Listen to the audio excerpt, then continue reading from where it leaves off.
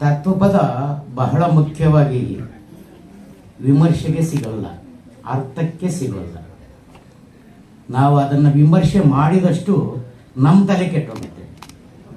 ಅದಕ್ಕೆ ಅರ್ಥ ಕೊಟ್ಟಷ್ಟು ನಮ್ಮ ತಲೆ ಇದ್ದಿದ್ದು ಕೆಟ್ಟಾಗಿ ಹುಚ್ಚಾಗೋಗ್ಬಿಡ್ತೀವಿ. ಅವೆರಡನ್ನೂ ಮಾಡಬಾರ್ದು. ಮಾಡದಿದ್ರು ಕೂಡ ಬೆಳಗ್ಗೆಯಿಂದ ಬಹಳ ಚೆನ್ನಾಗಿ ನಮ್ಮ ಶೋಭಾ ರಾಣಿಯವರು ಮತ್ತು ರವಿ ಕಾಂಬ್ಳೆ ಅವರು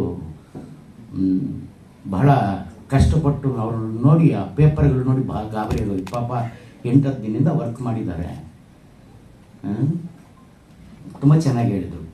ಮಹಿಳಾ ಅಸ್ಮಿತೆಯ ಬಗ್ಗೆ ನಮ್ಮ ಶೋಭಾ ರಾಣಿಯವರು ಹೇಳ್ತಿದ್ರು. ಅಸ್ಮಿತೆ ಅಂದರೆ ಗುರುತು. ಸೊ ತತ್ವಪದಗಳಲ್ಲಿ ಹೆಂಗಿದಾವೆ ತತ್ವಪದಗಳು ಅಂದರೆ, ಹಿಂಗೆ ದಾರಿಯಲ್ಲಿ ನಡೀತಾ ತಾನು ನಡೆದಿರೋ ದಾರಿಯನ್ನು ನಡೆದಿರೋ ದಾರಿಯ ಗುರುತನ್ನು ಅಳಿಸ್ಕೊಂಡು ಮುಂದಕ್ಕೆ ಹೋಗ್ತವೆ. ಆದ್ದರಿಂದ ಅಲ್ಲಿ ಅಸ್ಮಿತೆ ಅನ್ನುವಂಥ ಪದ ಇದೆಯಲ್ಲ, ಅದು ಮಾಡರ್ನ್ ಪದ. ಇತ್ತೀಚೆಗೆ 1980-90ರ ದಶಕದಲ್ಲಿ ನಡೆದಂತಹ ಮಹಿಳಾ ಹೋರಾಟಗಳಲ್ಲಿ ಹುಟ್ಟಿ ಬಂದ ಪದ. ಸೊ 18ನೇ ಶತಮಾನದಲ್ಲಿ ಅಸ್ಮಿತೆ ಅನ್ನೋ ಪದನೇ ಇರಲಿಲ್ಲ. ನಾವು ನಮ್ಮದೇ ಆಗಿರೋ ಪದವನ್ನು 15ನೇ ಶತಮಾನಕ್ಕೆ ಹೆಂಗೆ ಹೊಂದಿಸಕ್ಕಾಗತ್ತೆ ಅಂತ ಸ್ವಲ್ಪ ಅನುಮಾನ ಬಂತು. ಬಟ್ ಅವರ ಪ್ರಯತ್ನ ಚೆನ್ನಾಗಿದೆ. ನಮ್ಮ ರವಿಯವರಂತೂ ತುಂಬ ತುಂಬ ಕೆಲಸ ಮಾಡ್ಕೊಂಡು ಬಂದಿದ್ದಾರೆ. ಏನೂ ಇಲ್ಲ ತತ್ವಪದ ಅಂದರೆ. ತತ್ವಪದ ಅಂದರೆ ಏನದು ಅಂದರೆ, ಜಗತ್ತಿನಲ್ಲಿ ಯಾರ್ಯಾರೋ ಏನೇನೋ ದೊಡ್ಡದು ಅಂದ್ಕೊಂಡ್ಬಿಟ್ಟಿರ್ತಾರೆ. ಕೆಲವರು ಹಣ ದೊಡ್ಡದು ಅಂತ ಹೋಗ್ತಾ ಇರ್ತಾರೆ, ಕೆಲವರು ರಾಜಕೀಯ ದೊಡ್ಡದು ಅಂತ ಹೋಗ್ತಿರ್ತಾರೆ, ಕೆಲವರು ಕ್ರೋಢೀಕರಣ ದೊಡ್ಡದು ಅಂತ ಹೋಗ್ತಾ ಇರ್ತಾರೆ, ಕೆಲವರು ಅಧಿಕಾರ ದೊಡ್ಡದು ಅಂತ ಹೋಗ್ತಾ ಇರ್ತಾರೆ. ನೀವು ಸ್ವಲ್ಪ ಯೋಚನೆ ಮಾಡಿರ್ಬೋದು. ಯಾಕೆಂದರೆ ಈಗ ನೀವೆಲ್ಲ ಓದ್ತಿದ್ದೀರಿ. ಬದುಕಿನಲ್ಲಿ ಯಾವುದು ಅತ್ಯಂತ ದೊಡ್ಡದು? ಯಾರಾದರೂ ಹೇಳಿ ದಯವಿಟ್ಟು. ಯಾವುದು ದೊಡ್ಡದು? ಮನಃಶಾಂತಿ. ಜೀವನ ದೊಡ್ಡದು. Very good. ಈ ಜಗತ್ತಿನಲ್ಲಿ ಎಲ್ಲಕ್ಕಿಂತ ದೊಡ್ಡದು ಅಂದ್ರು ನನ್ನ ಬದುಕು. ಆ ಬದುಕನ್ನು ಬದುಕುವುದು ಹೇಗೆ ಅಂತ ತೋರಿಸೋ ಅಷ್ಟೇ ತತ್ವಪದಗಳು. ಬದುಕನ್ನು ಅತ್ಯಮೂಲ್ಯವಾದದ್ದು ಅಂತ ಗ್ರಹಿಸ್ತವೆ ತತ್ವಪದಗಳು. ನೀವು ನೋಡಿರ್ಬೋದು. ಬದುಕು ಅಲೌಕಿಕವಾದದ್ದಲ್ಲ, ಬದುಕು ಮೆಟೀರಿಯಲಿಸ್ಟಿಕ್. ಆ ಮೆಟೀರಿಯಲಿಸ್ಟಿಕ್ ಬದುಕಿನ ಮಿತಿಗಳೇನಂತ ಅರ್ಥ ಮಾಡಿಕೊಂಡು ಯಾವ ಹಂಗೂ ಇಲ್ಲ ಅವರಿಗೆ. ತತ್ವಪದಗಳಿಗೆ ಧರ್ಮದ ಹಂಗಿಲ್ಲ, ದೇವರ ಹಂಗಿಲ್ಲ, ಜಾತಿಯ ಹಂಗಿಲ್ಲ, ಅಥವಾ ಇನ್ನೇನೇನೇನು ನಾವು ಮಾನಸಿಕ ಸಂರಚನೆಗಳಲ್ಲಿ ಹೇಳೋಕ್ಕಾಗುತ್ತೋ ಯಾವ ಹಂಗುಗಳನ್ನು, ಎಲ್ಲ ಹಂಗುಗಳನ್ನು ಮುರಿದು ನಡೆಯುವಂಥ ಒಂದು ಮಹತ್ತರವಾದ ಪ್ರಯಾಣ ತತ್ವಪದ ಅಂದರೆ. ಇಷ್ಟು ಸಿಂಪಲ್ ಆಗಿ ಹೇಳ್ಬೋದು. ಹಾಗಾದರೆ ಬದುಕನ್ನು ಯಾರ್ಯಾರು ಅಮೂಲ್ಯವಾದದ್ದು ಅಂತ ಜೀವಿಸ್ತಾರೋ ಅವರೆಲ್ಲರೂ ತತ್ವಪದಕಾರರ ಗುಂಪಿಗೆ ಸೇರಿರೋರೆ. ಹಾಗಾಗಿ ನೀವು ತತ್ವಪದವನ್ನು ನಮ್ಮ ಬದುಕಿನಿಂದ ಹೊರಗಡೆ ಒಂದು ವಿಷಯವನ್ನಾಗಿ ಗ್ರಹಿಸುವಂಥ ಕೆಲಸ ಮಾಡಕ್ಕೆ ಹೋಗ್ಬೇಡಿ. ನಿಮ್ಮ ಬದುಕೇ ತತ್ವಪದ. ನಿಮ್ಮ ಜೀವವೇ ಅತ್ಯಮೂಲ್ಯವಾದದ್ದು. ಜೀವ ಕೂಡ ಭೌತಿಕ ವಸ್ತು. ಅದಕ್ಕೆ ಶರಣರು ಮಹಾಘನ ಅಂತಾರೆ. ಘನವಸ್ತು ಅಂದರೆ ಏನು? ಮೆಟೀರಿಯಲಿಸ್ಟಿಕ್ ಅದು. ಸೊ ಅದ್ರ ಬಗ್ಗೆ ಒಂದೆರಡು ಮಾತಾಡೋಣ ಮುಂದಕ್ಕೆ. ಈ ತತ್ವಪದದ ಗ್ರಹಿಕೆ ಇಕ್ಕಟ್ಟು ಯಾಕೆ ಬಂದಿದೆ ನಮಗೆ ಅಂತ. ಯಾಕೆ ಅಂದರೆ, ಯಾವುದೇ ಒಂದು ದೇಶದ ಅದರ ಮಹತ್ವ ಏನು ಅಂತ ಹೇಳ್ತೀನಿ, ಆಮೇಲೆ ಹೇಳ್ತೀನಿ. ಮಹತ್ವ ಅಂದರೆ ತತ್ವಪದ ತಿಳ್ಕೋಬೇಕಾಗಿರೋದು ಯಾಕೆ? ನಿಮ್ಮಲ್ಲಿರೋರಿಗೆ ಈ ಜಗತ್ತಿನ ರಾಜಕೀಯ ಲಂಪಟತನ ನಿಮ್ಗೆ ಗೊತ್ತಾಗ್ತಾ ಇದ್ರೆ, ಆರ್ಥಿಕ ಲಂಪಟತನ ಗೊತ್ತಾಗ್ತಾ ಇದ್ರೆ, ಸಮಾಜದಲ್ಲಿ ನಡೆಯುವಂಥ ಶೋಷಣೆ ಮತ್ತು ಅಸಮಾನತೆಗಳ ಕುರಿತಾಗಿ ನಿಮಗೆ ಜಿಗುಪ್ಸೆ ಬಂದಿದ್ರೆ ಖಂಡಿತವಾಗಿ ನೀವು ತತ್ವಪದವನ್ನು ಎದುರುಗೊಳ್ಬಹುದು. ರಾಜಕೀಯ ಪರಿಶುದ್ಧವಾಗಿದೆಯಾ ಅನಿಸುತ್ತ ಹಂಗೆ?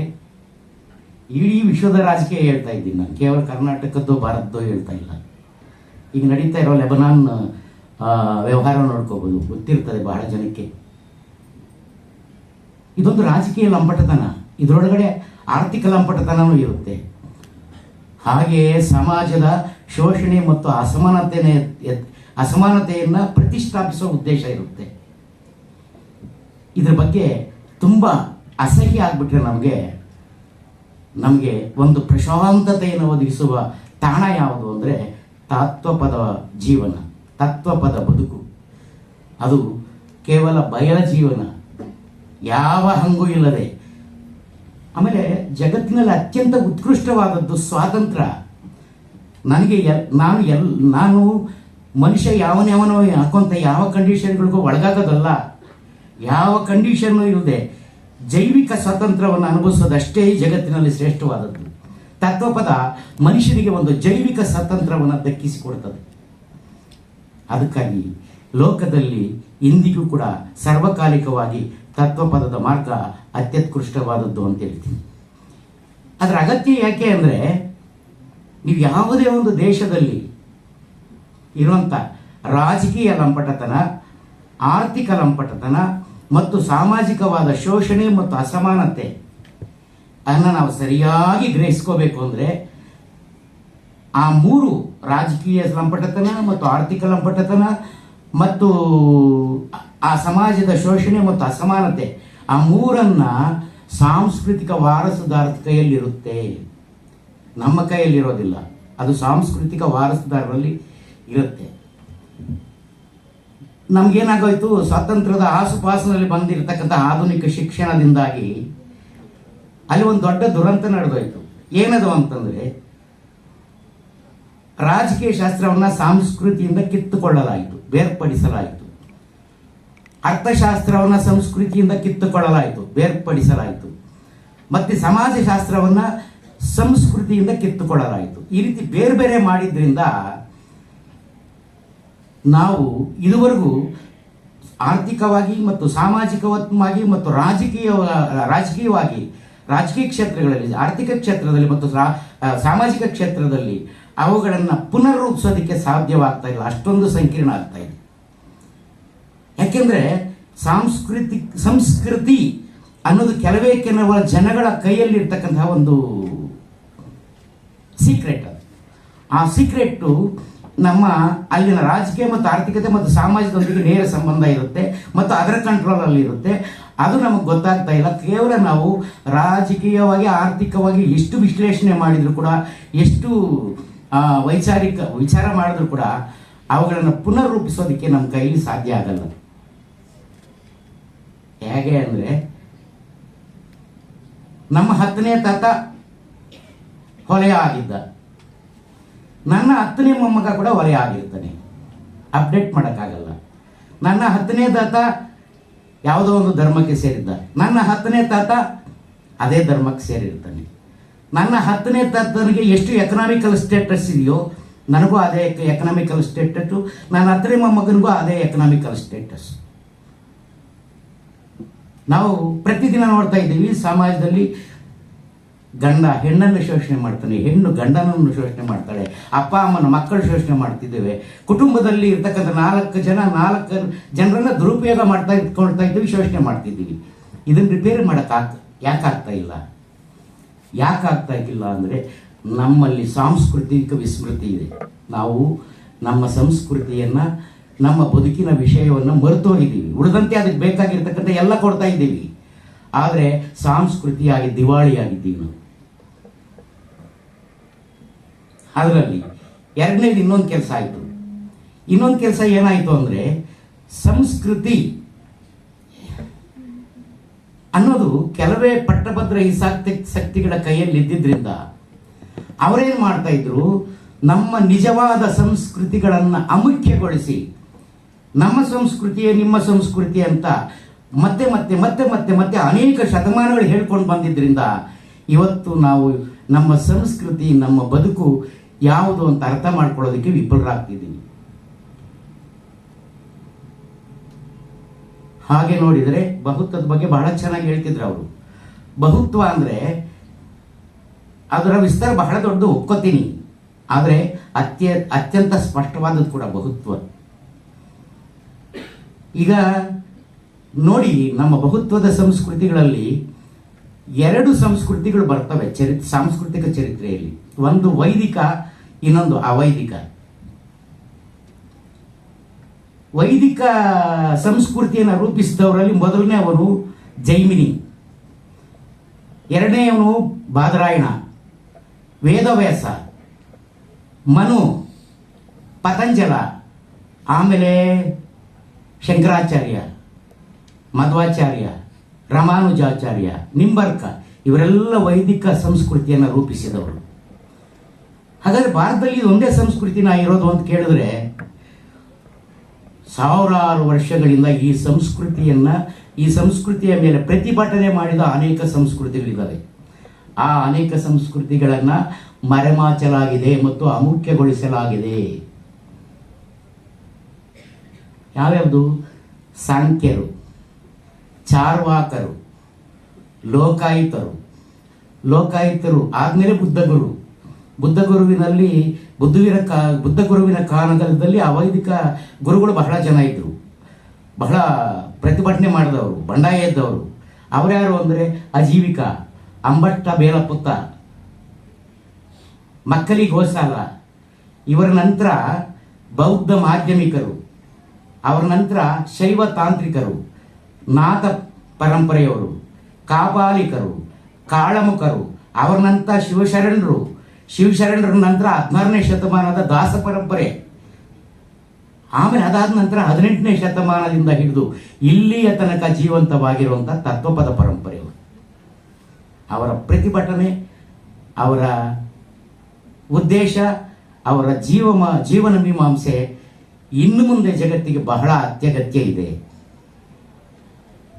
ಹಾಗಾದರೆ ಈ ವೈದಿಕ ಮತ್ತು ಅವೈದಿಕ, ವೈದಿಕರನ್ನ ನಾವೇನಂತ ಕರಿತೀವಿ ಅಂದರೆ ಭಾವನಾವಾದಿಗಳು ಅಂತ ಕರಿತೀವಿ, ಎಮೋಷನಲ್ಸ್.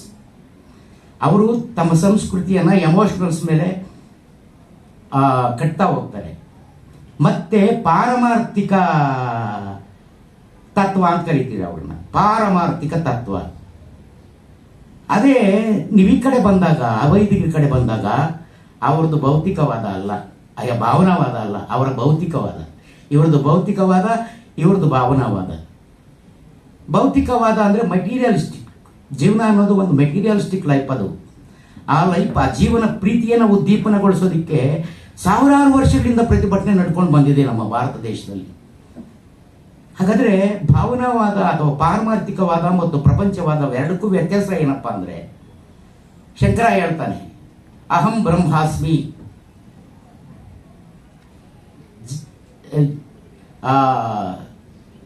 ಜಗನ್ಮಿಥ್ಯಾ ಬ್ರಹ್ಮಂ ಸತ್ಯಂ ಅಂತ ಹೇಳ್ತಾನೆ.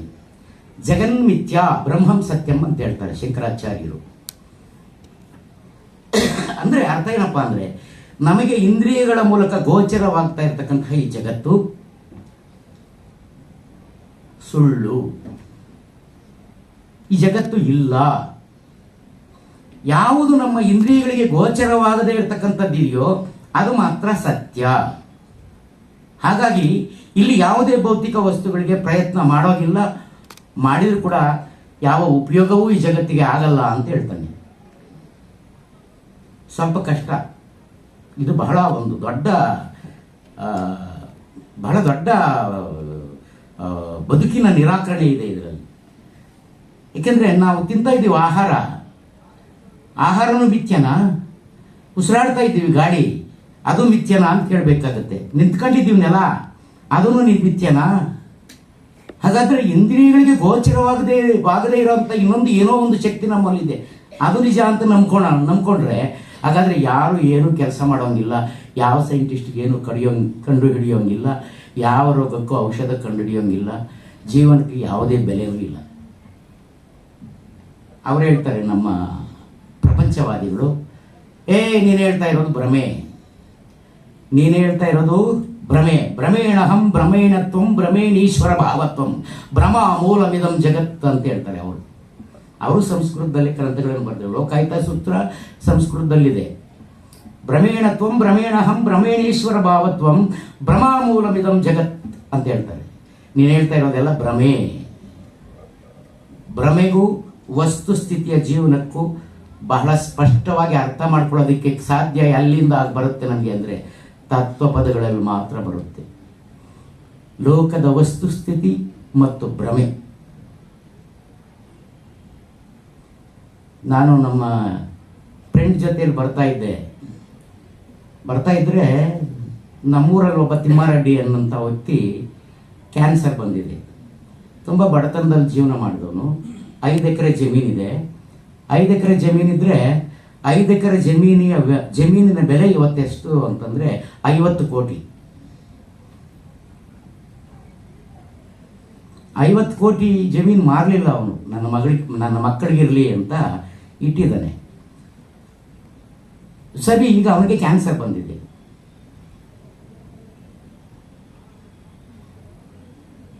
ಕ್ಯಾನ್ಸರ್ ಬಂದರೆ ಅವನನ್ನು ಆಸ್ಪತ್ರೆಗೆ ಕರ್ಕೊಂಡು ಹೋಗೋರಿಲ್ಲ, ಮಕ್ಕಳು ಕರ್ಕೊಂಡು ಹೋಗಲ್ಲ. 50 ಕೋಟಿನ ಎತ್ಕೊಂಡು ಹೋಗ್ತಾನ ಟ್ರೈನಲ್ಲಿ ಹಾಕ್ಕೊಂಡು ಅಥವಾ ಏರ್ಪ್ಲೇನಲ್ಲಿ ಹಾಕ್ಕೊಂಡು? ಅವನು ಯಾವ ಜಾಗಕ್ಕೆ ಹೋಗ್ತಾನೆ? ಎತ್ಕೊಂಡು ಹೋಗ್ತಾನ? ಎತ್ಕೊಂಡು ಹೋಗಲ್ಲ, ಎತ್ಕೊಂಡು ಹೋಗೋದೇ ಇಲ್ಲ. ಭ್ರಮೆ ಮತ್ತು ವಸ್ತುಸ್ಥಿತಿ, ಲೋಕದ ವಸ್ತುಸ್ಥಿತಿ. ನಮ್ಮ ಕೈವಾರ ನಾರಾಯಣಪ್ಪ ಅಂತ ಗೊತ್ತಿರ್ತದೆ ಸಾಮಾನ್ಯವಾಗಿ. ಕೈವಾರ ನಾರಾಯಣಪ್ಪನವರು ಲೋಕಾರ್ಥ ಪರುಡೈತೆ ಲೋಕ ಗುರುಡನ వచ్చు ఏ ಜಾತಿ ಬಾಳೈನ ಹೆಚ್ಚೈನ ಗುರುಡು ತನ್ನು ತಾನೆರುಗಡು ತಾನೇ ವರಿಕೆ ಗುರುಡು ಅಜ್ಞಾನ ತನವಂಟಿ ಅಜ್ಞಾನ ಪಶುಗುಲುಕುಗಾಕ ಅಂತ ಹೇಳ್ತಾನೆ. ಯಾರಪ್ಪ ಈ ಜಗತ್ತಿನಲ್ಲಿ ಟೀಚರು ಅಂದರೆ ಲೋಕ ಹೇಗಿದೆಯೋ ಹಾಗೆ ಬೋಧಿಸೋನು ಟೀಚರ್, ನಿಜವಾದ ಟೀಚರ್. ಅವನು ಯಾವ ಜಾತಿಯವನಾದರೂ ಆಗಲಿ, ಭ್ರಮೆಯನ್ನು ಹೇಳ್ಕೊಡೋನು ಟೀಚರ್ ಆಗೋದಕ್ಕೆ ಸಾಧ್ಯ ಇಲ್ಲ. ಮತ್ತೆ ತನ್ನನ್ನು ತಾನು ತಿಳ್ಕೊಳ್ಳದೆ ಇರೋನು ಹೆಂಗೆ ದೇವರು ಆಗ್ತಾನೆ ಅಂತ. ತನ್ನನ್ನು ತಾಳು ತಿಳ್ಕೊಳ್ಳೋದು ಹೆಂಗೆ? ತನ್ನನ್ನು ತಾನು ತಿಳ್ಕೊಳ್ಳೋದು ಹೇಗೆ ಅಂದರೆ ನಾವು ಲೋಕವನ್ನು ಹೆಂಗೆ ನೋಡ್ತಿದ್ದೀವಿ ಅನ್ನೋದ್ರ ಮೂಲಕ. ತಪ್ಪಾಗಿ ನೋಡ್ತಾ ಇದ್ದೀವ, ನಿಜವಾಗಿ ನೋಡ್ತಾ ಇದ್ದೀವ?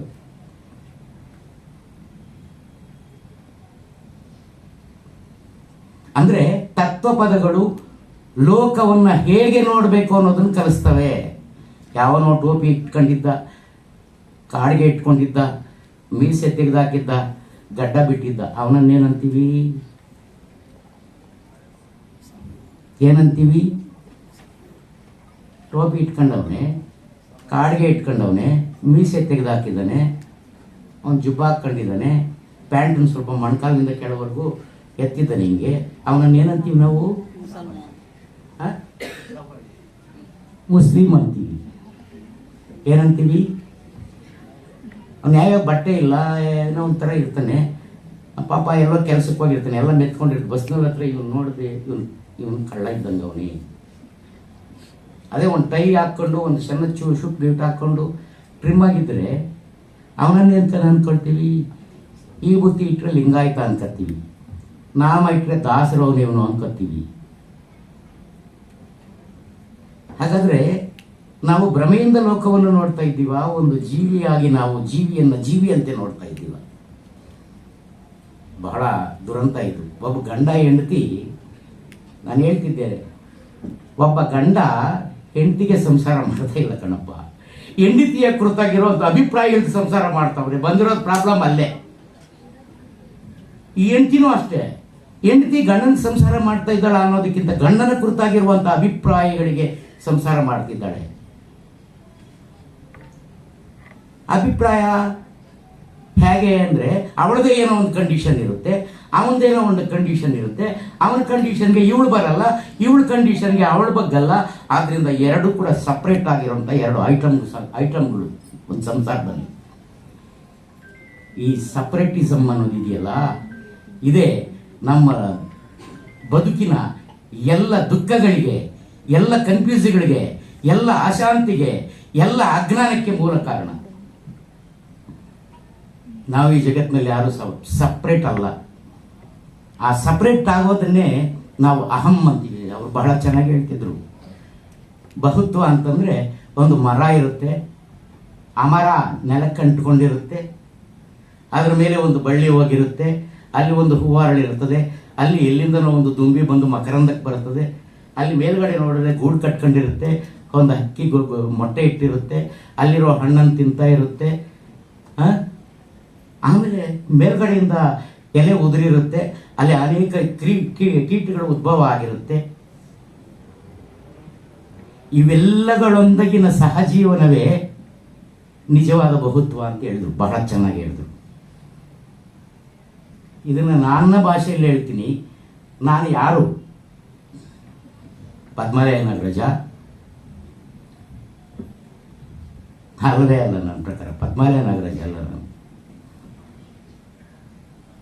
ಅಥವಾ ನನ್ನ ಸ್ಟೇಟಸ್ಸ, ನಾನು ಪಡ್ಕೊಂಡಿರೋ ನಾಲೆಡ್ಜ ಏನು ನಾನು? ಅಥವಾ ಕವಿನ, ಅಥವಾ ಬರಹಗಾರನೋ, ಅಥವಾ ಭಾಷಣಗಾರನ ನಾನೇನೋ ಅಂದ್ಕೊಳ್ಳಲ್ಲ. ನನಗೆ ಯಾಕೆ ಆ ಬಾರಗಳೆಲ್ಲ? ಆಗುವಿಕೆಯ ಅನಂತ ವಿಶ್ವದಲ್ಲಿ ಅಧೀನ ಬಿಂದು ಅಷ್ಟೇ ನಾನು. ನಿರಂತರವಾಗಿ ಆಗುತ್ತಿರುವ ಈ ಜಗತ್ತಿನಲ್ಲಿ, ಆಗುತ್ತಿರುವ ಜಗತ್ತಿನಲ್ಲಿ, ನಿರಂತರವಾಗಿ ಆಗುತ್ತಿರುವ ಆಗುವಿಕೆಯ ಅನಂತ ವಿಶ್ವದಲ್ಲಿ ನಾನೊಬ್ಬ ಒಬ್ಬ ಅಧೀನ ಬಿಂದು ಮಾತ್ರವೇ.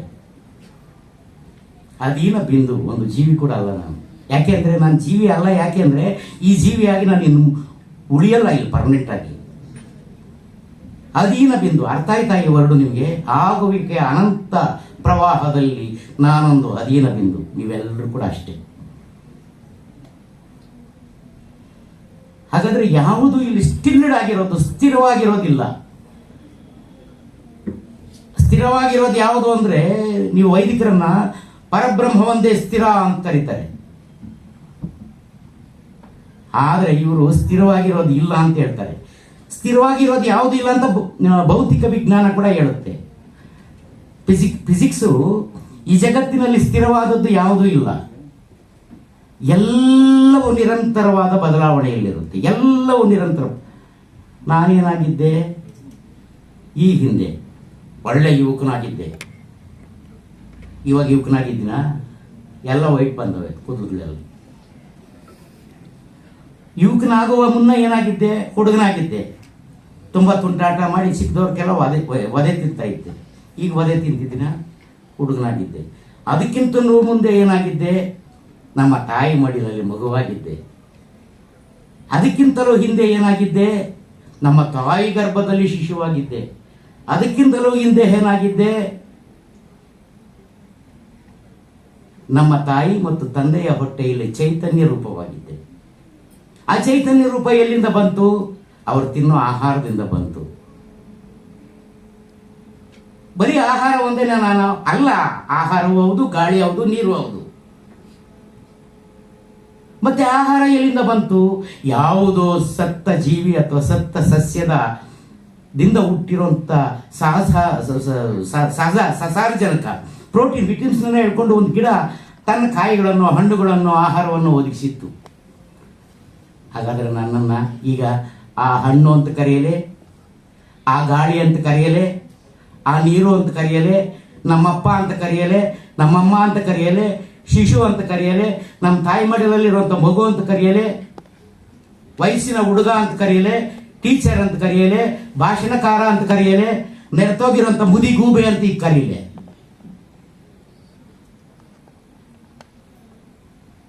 ನಾನು ಸತ್ತ ನಂತರ ನಾನು ನಿಷ್ಪ್ರಯೋಜಕ ಅಲ್ಲ. ನಾನು ಯಾವುದೋ ಬ್ಯಾಕ್ಟೀರಿಯಾಗೆ ಆಹಾರ ಆಗ್ತೇನೆ. ಮತ್ತೆ ನಾನು ಈ ಮಣ್ಣಲ್ಲಿ ಸಸಾರಜನಕವಾಗಿ ಕನ್ವರ್ಟ್ ಆದಮೇಲೆ ಅದು ಇನ್ನೊಂದು ಸಸ್ಯಕ್ಕೆ ಉಪಯೋಗಿತ ಆಗ್ತೇನೆ. ಹಾಗಾದರೆ ನಾನು ಯಾರು? ಈ ಅನಂತ ವಿಶ್ವದ ಅಧೀನ ಬಂಧು. ಈ ಅನಂತ ವಿಶ್ವದ ಅಧೀನ ಬಂಧು ಅಂದರೆ ನಾನೊಬ್ಬನೇ ಇದ್ದೀನ ಇಲ್ಲೇ? ಈ ಆಗುವಿಕೆ ಅನಂತ.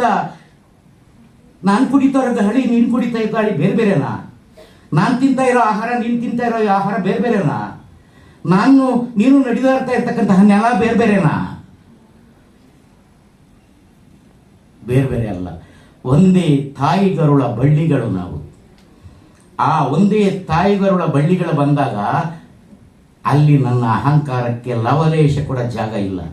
ಹಾಗೇನೆ ನಿನ್ನ ಅಹಂಕಾರಕ್ಕೂ ಒಂದು ಲವಲೇಶ ಜಾಗವೂ ಕೂಡ ಇಲ್ಲ.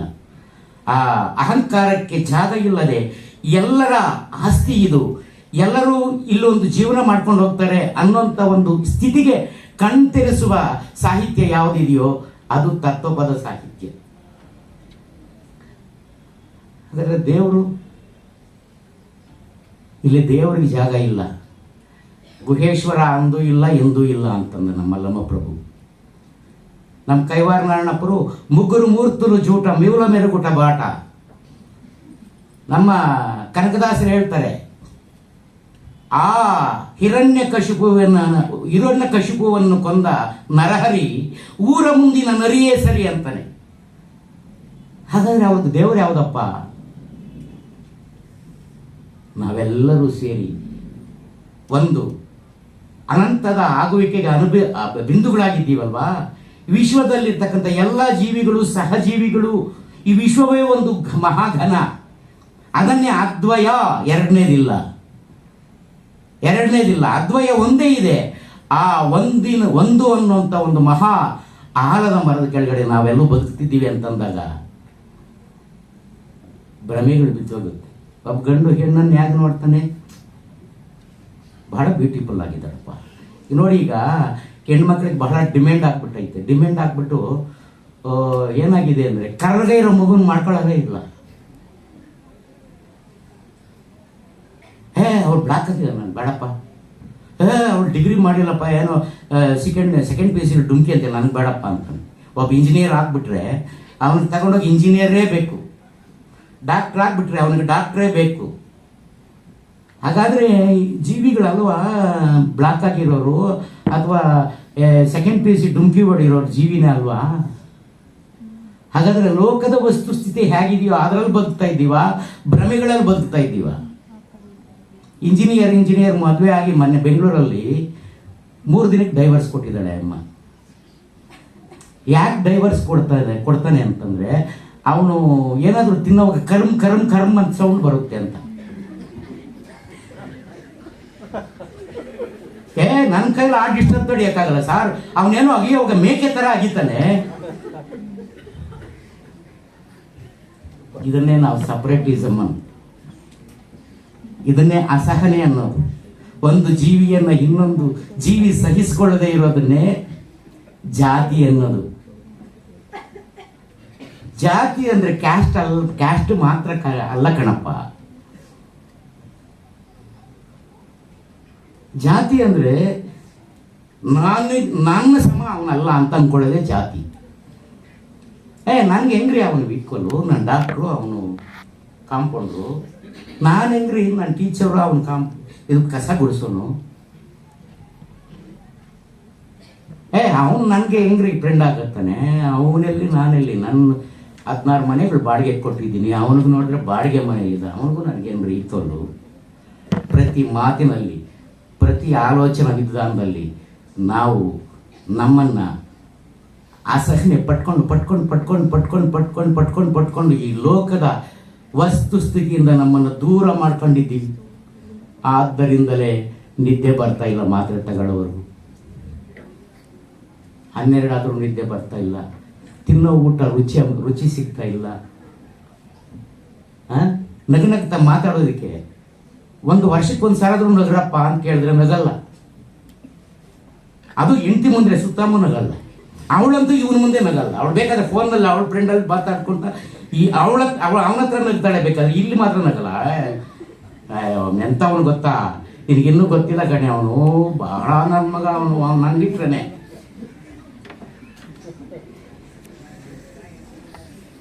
ಸೊ ಈ ಒಂದು ನಮ್ಮನ್ನು ನಾವು ಕಳ್ಕೊಂಡು ಈ ವಿಶ್ವದ ಸಹಜೀವನಕ್ಕೆ ದೂರ ಆಗಿರುವಂಥ ನಮ್ಮನ್ನು ಮತ್ತೆ ಸಹಜೀವನಕ್ಕೆ ಕರ್ಕೊಂಡು ಬಂದು ಕೂರಿಸಿ, ಜೀವನದಲ್ಲಿ ಸ್ವತಂತ್ರ ಅನ್ನೋದು ಎಷ್ಟು ಮೌಲ್ಯಯುತವಾದದ್ದು, ಆನಂದದಾಯಕವಾಗಿರೋದು ಎಷ್ಟು ಮೌಲ್ಯಯುತವಾದದ್ದು ಅನ್ನೋದನ್ನು ತೋರಿಸುವಂಥ ಒಂದು ಪ್ರಕ್ರಿಯಾ ಮೀಮಾಂಸೆಯೇ ತತ್ವಪದ.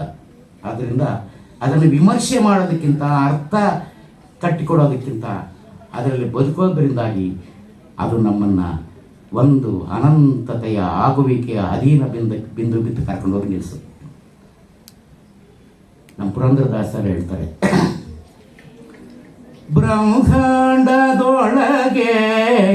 ಅರಸಿ ನೋಡಲು ನಮ್ಮೂರೇ ವಾಸಿ.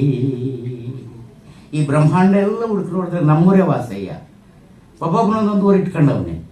ದುಡ್ಡು ಮಾಡೋ ಊರು, ಬಡ್ಡಿ ಕೊಡೋ ಒಂದು ಊರು, ಕೊಲೆ ಮಾಡೋ ಊರು, ರೋಪ್ ಹಾಕೋ ಊರು, ಏನೇನೋ ಕಲೆಕ್ಟ್ ಮಾಡೋದು, ಏನು ರೋಲ್ ಕಾಲ್ ಮಾಡೋಂಥ ಊರು, ನಿಮ್ಗೆ ಎಜುಕೇಷನ್ ಅನ್ಕೊಂಡು ನಿಮ್ಗೆ ಬಹಳ ದೊಡ್ಡ ಎಜುಕೇಷನ್ ಕೊಡ್ತೀವಿ, ಒಂದು ತಿಂಗಳಿಗೆ 1-2 ಲಕ್ಷ ಆಗುತ್ತೆ ಅನ್ನೋಂಥವ್ರು ಊರು.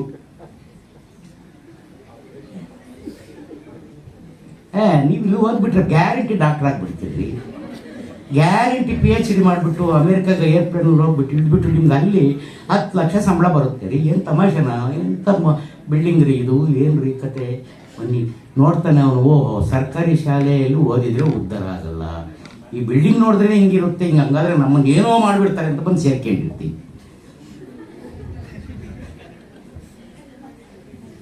ಕೊನೆಗೆ ಟುಸ್ಪಟ್ ಹಾಕಿ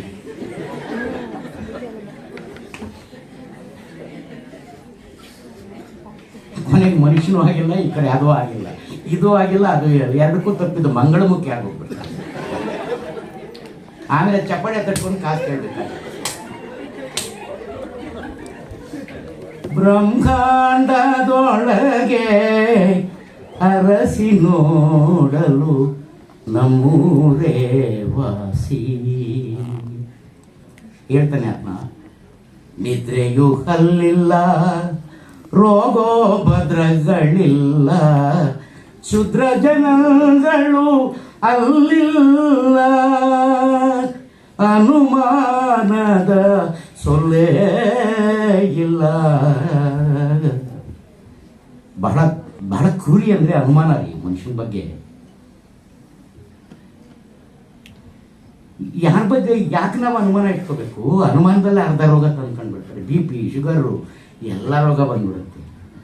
ಅಲ್ಲಿ ನಿದ್ರೆ ಇಲ್ಲ, ರೋಗ ಇಲ್ಲ, ಶುದ್ರ ಜನಾಂಗಗಳನ್ನು, ಕೆಟ್ಟ ಜನನೇ ಇಲ್ಲ, ಅನುಮಾನ ಅನ್ನೋದು ಇಲ್ವೇ ಇಲ್ವಾ? ಅದು ನಮ್ಮ ನಿಜವಾದ ಲೋಕದ ಸ್ಥಿತಿ, ಅದು ಭೌತಿಕ ಸ್ವರೂಪ, ಅದು ಅಲೌಕಿಕ ಅಲ್ಲ ಅಂತ ಒಂದು ಜಾಗ ಇದೆ ಬರ್ರಪ್ಪ ಅಂತ ಹೇಳ್ತಾರೆ ನಮ್ಮ ಪುರಂದರದಾಸರು. ನಾವು ಆ ಲೋಕದಿಂದ ಸಾವಿರಾರು ಮನುಷ್ಯಗಳು ದೂರ ಹೋಗ್ಬಿಟ್ಟಿದ್ದೀವಿ.